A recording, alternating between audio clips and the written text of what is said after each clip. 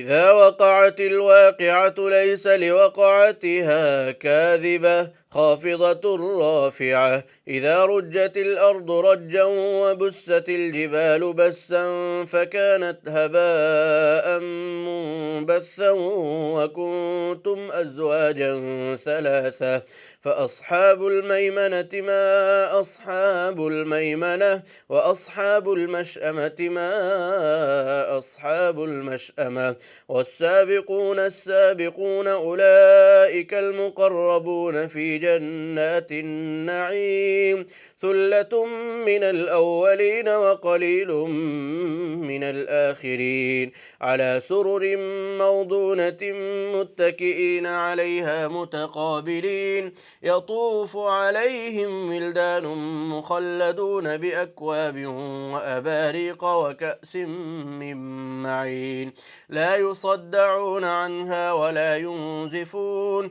وفاكهة مما يتخيرون ولحم طير مما يشتهون وحور عين كأمثال اللؤلؤ المكنون جزاء بما كانوا يعملون لا يسمعون فيها لغوا ولا تأثيما إلا قيلا سلاما سلاما وأصحاب اليمين ما أصحاب اليمين في سدر مخضود وطلح منضود وظل ممدود وماء مسكوب وفاكهة كثيرة لا مقطوعة ولا ممنوعة وفرش مرفوعة إنا أنشأناهن إنشاء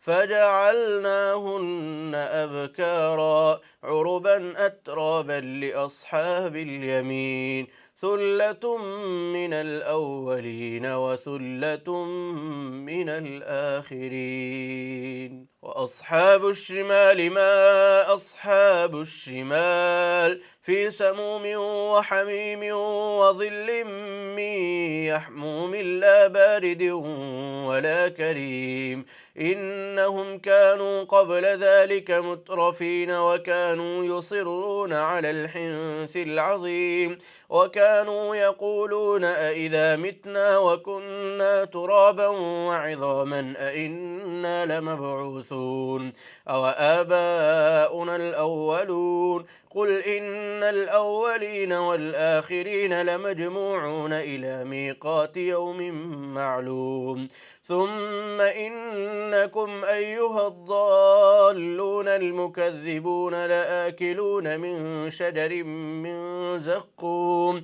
فمالئون منها البطون فشاربون عليه من الحميم فشاربون شرب الهيم هذا نزلهم يوم الدين نحن خلقناكم فلولا تصدقون أفرأيتم ما تمنون أأنتم تخلقونه أم نحن الخالقون نحن قدرنا بينكم الموت وما نحن بمسبوقين على أن نبدل أمثالكم وننشئكم فيما لا تعلمون ولقد علمتم النشأة الأولى فلولا تذكرون أفرأيتم ما تحرثون أأنتم تزرعونه أم نحن الزارعون لو نشاء لجعلناه حطاما فظلتم تفكهون إنا لمغرمون بل نحن محرومون